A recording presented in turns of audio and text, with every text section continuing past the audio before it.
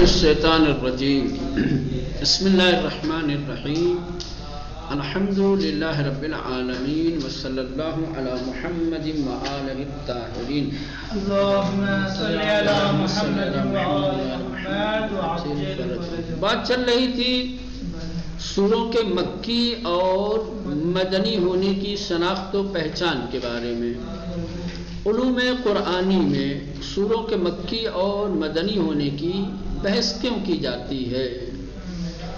تو اس کے لیے جواب کے طور پہ کہا تھا کہ سوروں کے مکی اور مدنی ہونے کی شناخت اور پہچان چند وجوہات کی بنا پر بے حد اہمیت رکھتی ہے، لازم اور ضروری ہے.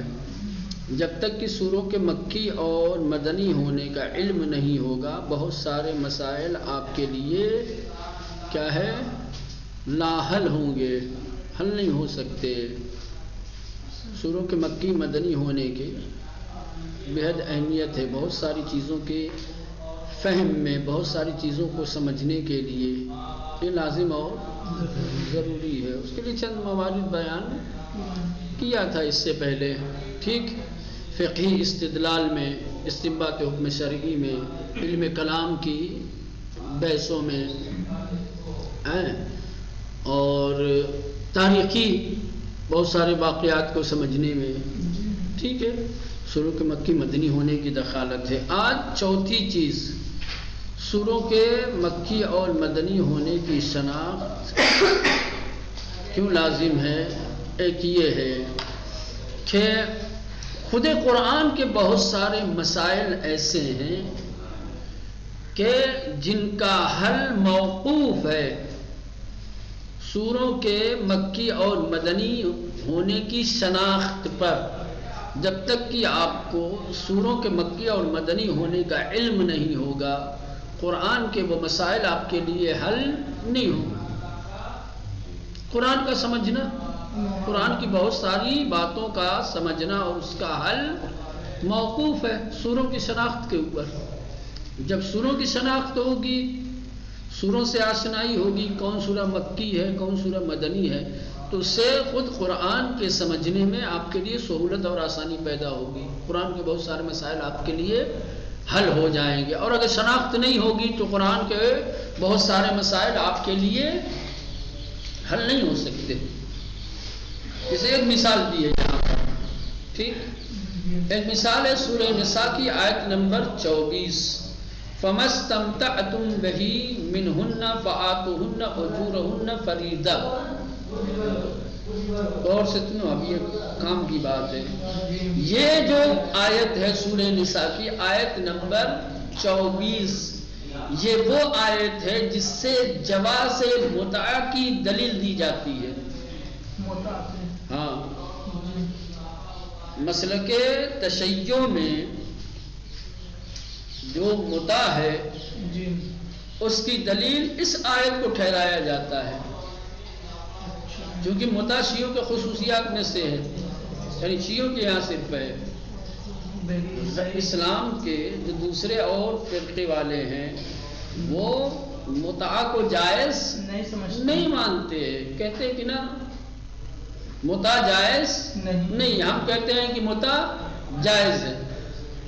جب ہم سے جواز کی دلیل مانگی جاتی ہے کہ کس دلیل کی بنیاد پر آپ کے ہاں متع جائز ہے، تو ہم یہ آیت پیش کرتے ہیں کہ سورہ مبارک نساء کی آیت نمبر 24 ہے، جس میں اللہ نے حکم دیا فَمَسْتَمْتَعْتُمْ بِهِ مِنْهُنَّ، کہ جب تم میں سے کوئی خواتین سے استمتاع کرے، لذت اٹھائے، فَآتُوهُنَّ أُجُورَهُنَّ فَرِيضَةً، تو جو اجرت اور جو مہر معین کیا ہے وہ اس سے ادا کرے. دے واجب ہے، لازم ہے. سمجھ رہے ہیں؟ فَمَسْتَمْتَعْتُمْ بِهِ، یہ استمتاع اسی سے متع نکلا ہے. استمتاع باب استفعال، لذت طلبی. ٹھیک، لذت طلبی، لذت اٹھانا، لذت چاہنا. ٹھیک ہے جی. اس آیت کریمہ میں متع کا ذکر ہے، متع کے جواز کا ذکر ہے۔ اللہ نے کہا کہ تم میں سے اگر کوئی متع کرتا ہے کسی خاتون کے ساتھ تو جو مہر معین کرتا ہے، جو اجرت معین کرتا ہے، اس کے اوپر واجب ہو جاتا ہے کہ وہ اس کی اجرت کو ادا کرے۔ تو ہم جواز کے طور پر جب اس آیت کو پیش کرتے ہیں تو جو لوگ متع کے جواز کے قائل نہیں ہیں وہ دلیل میں کیا کہتے ہیں؟ کہتے ہیں کہ نہ، یہ آیت منسوخ ہو چکی ہے۔ یہ آیت کیا ہے؟ یعنی جو لوگ متع کو جائز نہیں مانتے وہ بھی کہتے ہیں کہ اسلام میں متع تھا، اللہ کی جانب سے متع کا حکم آیا تھا، لیکن بعد میں یہ حکم اٹھا لیا گیا، ختم ہو گیا، یہ آیت منسوخ ہو گئی ہے۔ ایک بحث آئے گی آگے جا کر کے ناسخ و منسوخ کی۔ ناسخ و منسوخ کیا ہوتا ہے؟ ایک چیز ہوتی ہے جو پہلے ایک حکم آیا اللہ کا، ٹھیک، کچھ دن تک وہ حکم باقی رہا، پھر اللہ نے اس حکم کو اٹھا لیا، اس کی جگہ پر دوسرا حکم۔ تو اب جو پہلے والا حکم تھا اس کو کہیں گے منسوخ، کہ وہ باطل ہو گیا، ختم ہو گیا۔ جو نیا والا حکم آیا اس کو کہیں گے ناسخ۔ بات سمجھ میں آئی؟ حکم قبلی کو، حکم اولیہ کو منسوخ کہا جاتا ہے، اور حکم جدید کو، حکم ثانیہ کو کیا کہتے ہیں؟ ناسخ۔ تو کہتے ہیں کہ یہ آیت منسوخ ہے، یہ حکم آیا تھا پروردگار کا، اللہ کا پہلے یہ حکم آیا تھا، لیکن پھر بعد میں اللہ نے بالکل ایسے ہی جیسے ابتدائی مراحل میں مسلمان بیت المقدس کی طرف رخ کر کے نماز پڑھتے تھے۔ مسلمانوں کا قبلہ اول کیا ہے مولانا؟ بیت المقدس ہے۔ وجوب نماز کے بعد مسلمان کس کی طرف رخ کر کے نماز پڑھتے تھے؟ بیت المقدس کی طرف، یعنی پہلا قبلہ بیت المقدس تھا، لیکن پھر بعد میں اللہ نے اس حکم کو تبدیل کر دیا، قبلہ خانہ کعبہ کو بنا دیا۔ تو اب بیت المقدس جو پہلے قبلہ تھا اب یہ منسوخ ہو گیا، اور خانہ کعبہ کا قبلہ ہونا یہ کیا ہو گیا مولانا؟ ناسخ ہو گیا۔ تو کہتے ہیں کہ یہ پہلے اللہ نے متع کو جائز قرار دیا تھا۔ آیت یہ موجود ہے، ہم بھی مانتے ہیں کہ یہ آیت جواز متع کی دلیل ہے، لیکن جب تک دوسرا حکم نہیں آیا تھا متع جائز تھا۔ دوسری آیت اللہ نے دوسرا حکم نازل کر کے، دوسری آیت اتار کر کے اس حکم کو منسوخ کر دیا۔ مثلا یہ سورہ مومنین کی آیت ہے، والذین ہم لفروجہم حافظون الا علی ازواجہم او ما ملکت ایمانہم فانہم غیر ملومین فمن اتقی وراء ذلک فاولئک هم العادون۔ اس آیت کو ٹھیک وہ سورہ نساء کی آیت نمبر 24 کے لیے اس کو ناسخ مانتے ہیں، کہتے ہیں یہ آیت ناسخ ہے۔ جب تک یہ آیت نہیں اتری تھی، جب تک اللہ کا یہ حکم نہیں آیا تھا متع جائز تھا۔ اس آیت کے ذریعے سے جواز متع والی آیت کو منسوخ کر دیا گیا، ختم۔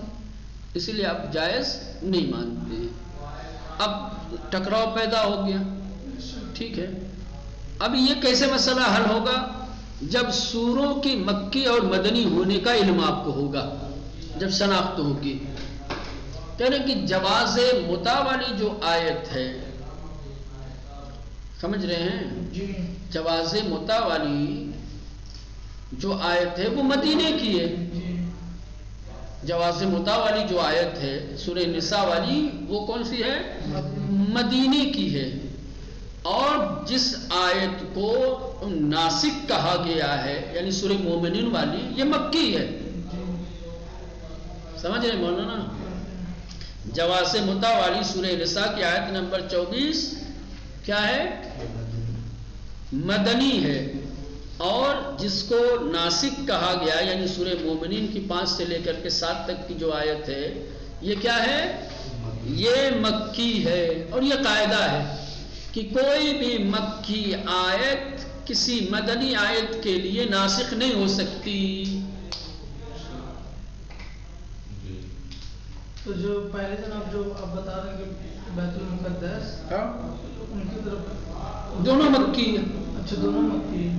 اچھا اس لیے اس کو باطل قرار دے دیا. مکی آیت مکی کو ہاں اچھا ناسخ و منسوخ دونوں ایک ہی جگہ کے ہوں گے. ہاں تو اس لیے اسے منسوخ تو باطل کر دیا. ناسخ خانہ کعبہ کی طرف کر کے نماز پڑھتے ہیں. مکی آیت کے لیے ناسخ ہو سکتی ہے. مدنی آیت کے لیے ناسخ ہو سکتی ہے.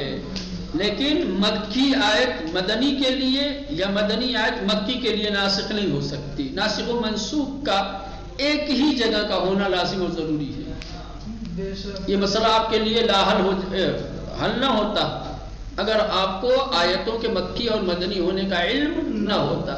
لیکن جب آپ نے پہچان لیا ان آیتوں کے مکی اور مدنی ہونے کا، جب علم ہو گیا آپ کو، تو قرآن کی یہ مسئلہ آپ کے لیے آسان ہو گیا حل کرنا.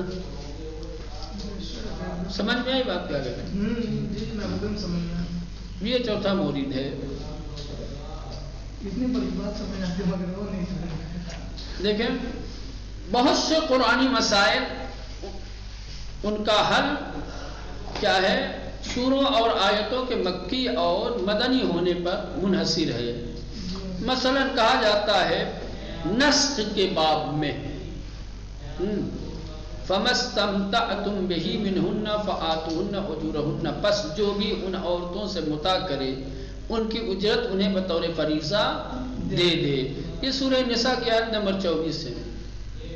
یہ آیت جواز متاع میں نازل ہوئی ہے. ٹھیک ہے، اس آیت میں متاع کو جائز قرار دیا گیا ہے. جواز متاع کی دلیل ہے یہ آیت کہ متاع کرنا جائز ہے. لیکن کچھ لوگ اس آیت کو کیا کرتے ہیں؟ منسوخ مانتے ہیں. ٹھیک، ظاہر سی بات ہے جہاں منسوخ ہوگا وہاں ایک ناسخ کا ہونا ضروری ہے. تو اب یہ آیت اگر منسوخ ہے، ٹھیک، یہ حکم اگر منسوخ ہے تو ناسخ کون ہے؟ سورہ مومنین کی یہ آیت والذین هم لفروجہم حافظون، وہ لوگ کہ جو اپنی شرمگاہ کی حفاظت کرتے ہیں سوائے اپنی ازواج کے یا جن کے اوپر وہ حاکمیت مالکیت رکھتے ہیں وغیرہ وغیرہ. ترجمہ اس کا دیکھ لیجئے گا. ٹھیک ہے، یہ یہاں پہ ترجمہ درج ہے. کہہ رہے کہ مذکورہ نظریہ مختلف دلائل کی بنا پر باطل ہے. جو کہا گیا ہے سورہ مومنین کو، جو سورہ نساء کی آیت کے لیے ناسخ قرار دیا گیا ہے، ٹھیک، یہ ناسخ والا جو نظریہ ہے یہ کیا ہے مولانا؟ باطل ہے مختلف دلیلوں کی بنیاد میں. جن میں سے ایک دلیل یہ ہے کہ جن آیتوں کو ناسخ فرض کیا گیا ہے، یعنی یہ سورہ مومنین والی آیت ہے، یہ پورا کا پورا سورہ مکی ہے. پورا سورہ مومنون کیا ہے؟ مکی ہے. پورا سورہ مکے میں نازل ہوا ہے. ٹھیک، اب سورہ مومنون ہو گیا کیا؟ مکی. کسی بھی مفسر نے ان آیتوں کو کہ جنہیں ناسخ بتایا گیا ہے سورہ نساء کی آیت کے سلسلے میں، کسی نے بھی ان آیتوں کو مستثنا نہیں کیا. یعنی کسی نے بھی یہ نہیں کہا ہے کہ سورہ نساء کی یہ آیتیں مدینے میں نازل ہوئی ہیں. سب نے یہی کہا ہے بیک زبان کہ سورہ مومنون کی تمام آیتیں مکے میں نازل ہوئی ہیں. استثناء نہیں کیا کسی ایک آیت کو بھی. سورہ مومنون مکمل اس کی ہر آیت مکے میں نازل ہوئی ہے. اور سورہ نساء کی جو آیت ہے جو جواز متاع پر دلالت کرتی ہے وہ مدنی ہے. الگ الگ ہو گیا.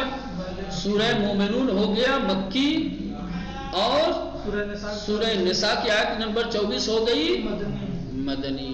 اب یہ قاعدہ ہے کہ مکی آیت مدنی آیت کو منسوخ نہیں کر سکتی. آپ مکی آیت سے مدنی آیت کو منسوخ نہیں کر سکتی. کیوں؟ اس کی وجہ کیا ہے؟ اس کی وجہ یہ ہے کہ منسوخ آیات کے لیے ناسخ پر مقدم ہونا بہرحال ضروری ہے. ضروری ہے کہ جو منسوخ ہو وہ مقدم ہو. منسوخ پہلے ہو، ناسخ بعد میں ہو. تو رسول خدا کی زندگی کا جائزہ لیں تو زندگی کا ابتدائی حصہ تو مکے میں گزارا ہے آپ نے. اس کے بعد مدینے میں گزار. تو منسوخ پہلے اور ناسخ بعد میں کیسے ہو سکتا ہے؟ بات سمجھ رہے ہیں؟ پہلے تو منسوخ ہونا چاہیے نا. پہلے کیا ہونا چاہیے؟ پہلے منسوخ ہونا چاہیے پھر ناسخ. پہلے ایک حکم ہونا چاہیے تب دوسرا حکم آ کر کے اس کو باطل کرے گا نا. پہلے باطل کرنے والی حکم آئے گا اور پھر کوئی دوسرا آئے گا. ناسخ و منسوخ میں منسوخ ہمیشہ پہلے ہوتا ہے، منسوخ مقدم ہوتا ہے، ناسخ بعد میں ہوتا ہے. لیکن یہاں کیا ہے مولانا؟ سورہ مومنون مکی ہے، یہ مقدم ہے، تو منسوخ پہلے ہو گیا. اور سورہ نساء کی آیت نمبر 24 وہ کیا ہے؟ وہ مدنی ہے. نبی کریم کی جو 23 سال کی رسالت کی زندگی ہے، 13 سال مکے میں گزارے ہیں. تو مکے والی آیتیں پہلے ہوں گی نا. اس کے بعد ہجرت کر کے گئے ہیں تو مدینہ اپنا مرکز بنایا ہے، 10 سال مدینے میں. ٹھیک ہے، نبی کریم کی رحمت.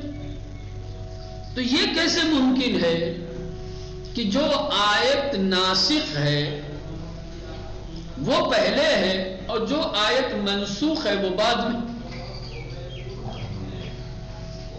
جیسے یہ نظریہ باطل ہے کہ سورہ مومنون کی ان آیتوں کے ذریعے سے جبا سے مدعا والی آیت کو نسخ کر دیا گیا ہے.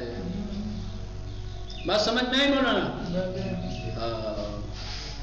یہاں اس مسئلے میں ناسخ پہلے ہے، منسوخ بعد میں ہے. جبکہ قاعدہ کیا ہے؟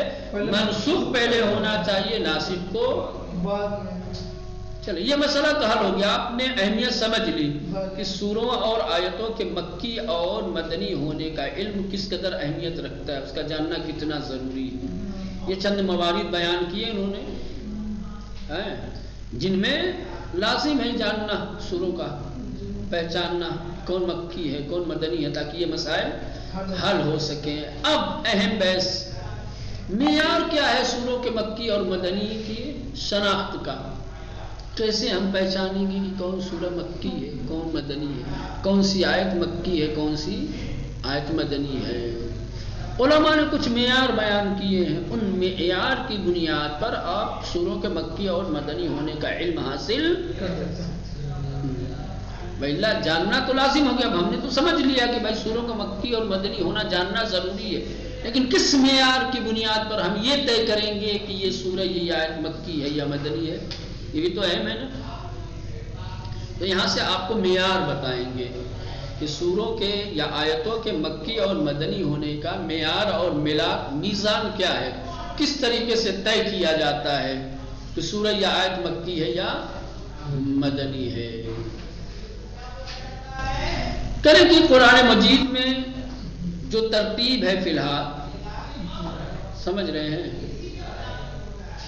وہ اپنی جگہ پر ہے. ترتیب نزول کے اوپر جو روایتیں ہیں، جن روایتوں میں ترتیب نزول کو بیان کیا ہے، اس سے یہ پتہ چلتا ہے کہ 86 سورہ مکی اور 28 سورہ مدنی ہیں. کیا ہے؟ 86 سورہ مکی ہے اور 28 سورہ مدنی ہے. مکے میں آیتیں زیادہ نازل ہوئی، مکے میں سورہ زیادہ نازل ہوئی، کیونکہ یہیں سے دین اسلام کی تبلیغ کا آغاز ہوا اور یہی سب سے زیادہ تبلیغ کی ضرورت تھی. کفار مشرکین تو یہی. مدینے میں زیادہ تر جو آیتیں نازل ہوئی وہ احکام کی، اور باقی جو ہے توحید کی، معاد کی، کفر و شرک کی مکے میں ہی نازل ہوئی. چلو کل انشاءاللہ دیکھا جائے گا.